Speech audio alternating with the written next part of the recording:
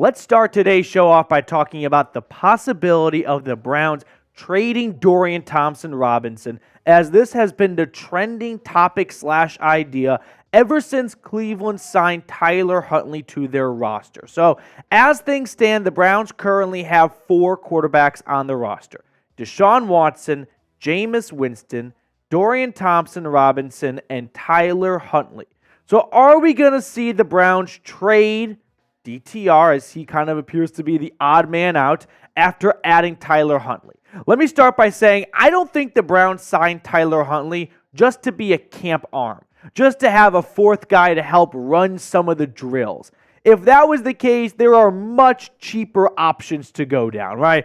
I don't think you add Tyler Huntley just to facilitate some of the drills in the spring, right? If you wanted to do that, there are plenty of UDFA guys or very low-level quarterbacks that you don't have to pay a bunch of money to. I don't think that was the motivation behind signing Tyler Huntley. I think Andrew Berry and the Browns saw a good quarterback still on the market, and they wanted to build their quarterback room, and there could be a handful of reasons behind that. Major one being they may feel like Deshaun Watson's health may not be as close as they would like to being 100% when training camp rolls around, and they want to have another quarterback on the team. But I'm not buying into 2 things. One, they signed Tyler Huntley just to help, get through some of the drills in the spring. No, that's not true. I don't think that's why you go out and sign and give some money to a guy like that. 2, they signed Tyler Huntley so they could flip him for a draft pick later on.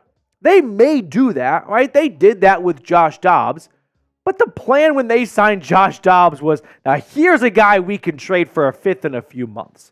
No. If a team really liked Tyler Huntley, they would just sign him themselves now, not wait to trade for him. Now, if a team has their quarterback get injured, which that was what happened in Arizona. Colt McCoy had a bad elbow. He couldn't throw a football, so they had to go make a move for a quarterback. Then sure, I could definitely see a world where the Cleveland Browns capitalize on hoarding a couple of Pro Bowl quarterbacks, as crazy as that might sound, with Watson, Winston, and now DTR, or I beg your pardon, Huntley, all being Pro Bowl QBs. Maybe if a team has an injury at that position, they give the Browns a call. Sure, I can believe that in August. But no, let's not go down the path of why do they sign Tyler Huntley? So they could trade him in a few months. I don't think that was the reasoning and the motivation to make that signing. Now, as for trading another quarterback on this roster, DTR, we have seen a flurry of quarterback trades over the last week or so, right? I think if I'm going correctly in chronological order, the first was Mac Jones to the Patriots. Then we saw Sam Howell go from coast to coast. Desmond Ridder got swapped for a player straight up.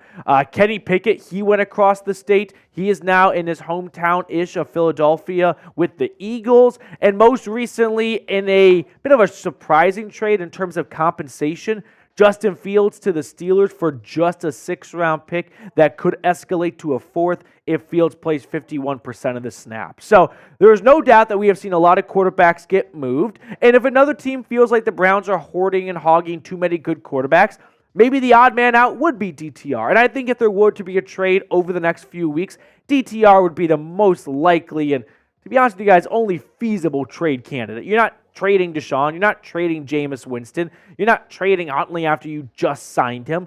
But DTR, on the other hand, he comes off a very up and down rookie season, we should put it, right? I think if Dorian Thompson-Robinson were to enter this year's draft, and that's how I really like to gauge draft and trade compensation, knowing what we know about him right now with 1 year in the NFL and 3 years left on his rookie contract, I think DTR would go not very far from where the Browns picked him in round 5. There's a chance he could go a tick around earlier, maybe round 4. I don't think he'd go as early as round 3. He showed some really good moments last year, but he didn't look like a quarterback that teams would be running to the aisle to make their 3rd-round selection and really have a good chance of him being your franchise quarterback. So I think if the Browns were to engage in trade talks, a team that comes to mind would be the Miami Dolphins.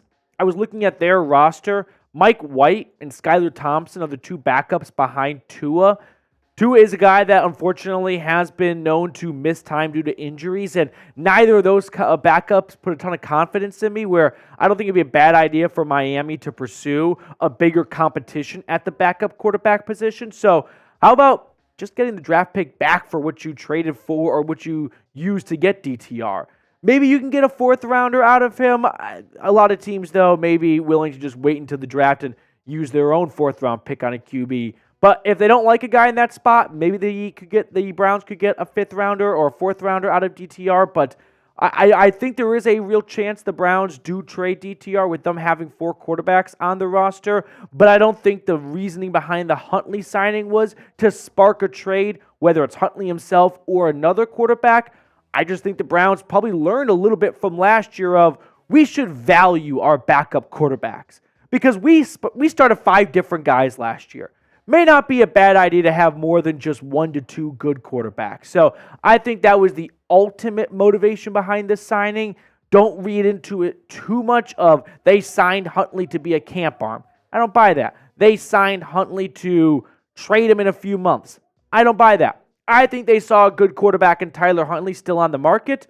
And if they really do want to have a fair amount of quarterbacks throwing in the spring, as Deshaun Watson is coming back from a shoulder injury, DTR did hurt his hip at the end of last year. Maybe this can help run a little bit of the drills, but I think it's a little bit deeper than just a drill running quarterback. And so for me, I look at this Tyler Huntley signing as here's a quarterback that is a pretty good backup that was still on the market, and the Browns learned last year how valuable the backup quarterback position is, so why not bring him in for extra competition?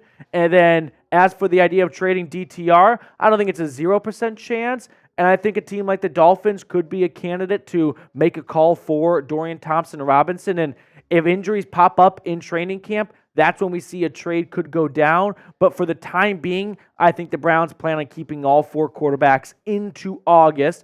And then if they get some good offers by then, maybe a trade could come to fruition. But will the Browns trade DTR? Enough of me rambling about this. I do value you guys' opinion on this subject, so let me know what you think in the comment section. Ultimately, will this trade get done? Yes or no? Like I just said, I think you can watch for a trade to happen closer to roster cutdown day, right? Josh Dobbs got dealt at the end of August. Was it even on the roster cutdown? It may have been on the roster cutdown day itself. I think it was actually, because he had like 10 days to get ready for NFL Week 1. So I think that's when a trade, whether it is Dorian Thompson-Robinson or Tyler Huntley, could happen. But I'm not going to beat a dead horse here when I say they didn't sign Huntley just to trade him. But if they do get a good offer, and he's kind of the odd man out-ish, then that could be a path they go down. All right, next up on the show, let's talk about the veteran edge rusher. The Browns worked out that, it was a big enough name, I guess, that it even caught Ian Rapoport's attention. He tweeted out this morning, comeback, former Jags, Bears, and 49ers edge rusher Aaron Lynch, who last played for the Jaguars before entering private business, had a positive workout for the Browns today, source said. A potential low-risk, high-reward addition to a roster.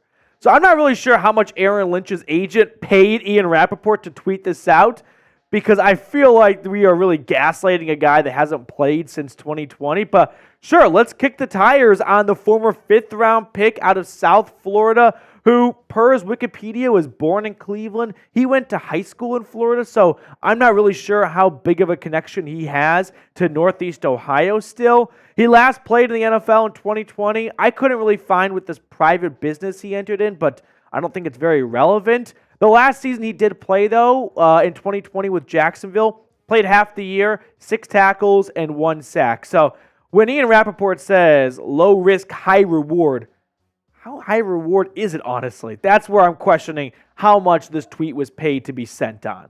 I look at this as maybe a competition for a practice squad spot. If Aaron Lynch really does want to make a return to the NFL after missing 2021, 2, and 3 seasons out of the league, I would definitely not put anything on the line to say, now this is a guy who can make the 53-man roster. But we'll have to wait and see if the Browns do ultimately pull the trigger on this signing. We'll talk more about it and some other offseason quick hitters in just a second here.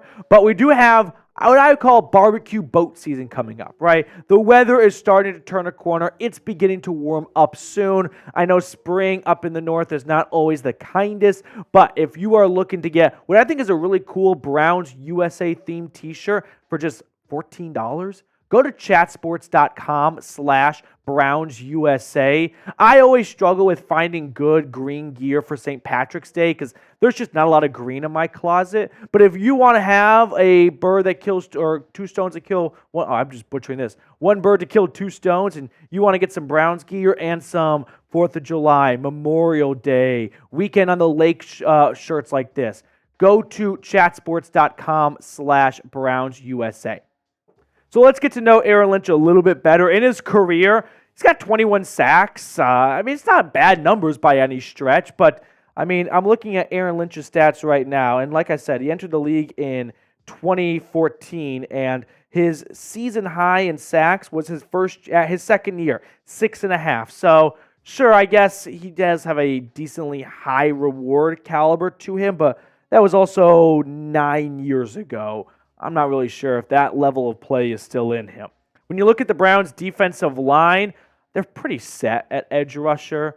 And if they do make a move, I think it'll be a more high-profile move, although you can always try and bring in guys to come in for injury replacements if that were to pop up, or just competing for a practice squad spot. But I can say with a lot of confidence, Myles Garrett, Darius Smith, Okoronkwo, Alex Wright, and Isaiah McGuire, those 5 guys right there are pretty much locks to make the 2024 roster. So unless Cleveland wants to go 6 deep at that spot with a battle of Lynch, Isaiah Thomas, another rookie, or another free agent signing, the edge rusher room is pretty much set in stone.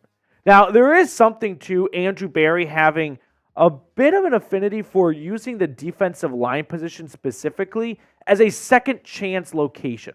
Like Malik McDowell, a guy who never played a snap for the Seahawks, right? Despite being a second-round pick. Andrew Berry brought him in for workout-ish, and that turned into a starting gig. Taven Bryan, first-round pick for the Jags. He comes over to Cleveland afterwards because Andrew Berry does value players that had some experience elsewhere. Maurice Hurst, he had some good runs earlier. Tristan Hill, I wanted to mention as well. He was a second-round pick by the Cowboys, never worked out in Dallas due to effort issues, and the Browns brought him in for a little bit of camp last year. So there are, some patterns to be said about the defensive line position being a rehab location in Cleveland. Takk McKinley just popped in my head right now, so there are a couple of names that fit this category. To wrap up the show, I just kind of want to run through some of the best free agents available. You can remove Chase Young because right as we started filming, I got a notification he is going to sign with the Saints. But if you're curious who else is out there, we'll kind of sprint through the top 25.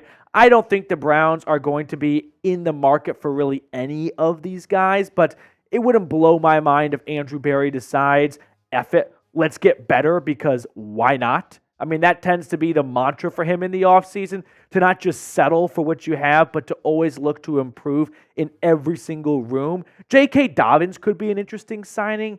I don't think it's a great idea to replace one injured running back with another injured running back, but when he was healthy for the Ravens, he played some really good football. So that could be someone the Browns look at if he's still a free agent when training camp rolls around, and they're not super jazzed up about what Jerome Ford and Naheem Hines and the rest of the running back room looked like during OTAs and minicamp.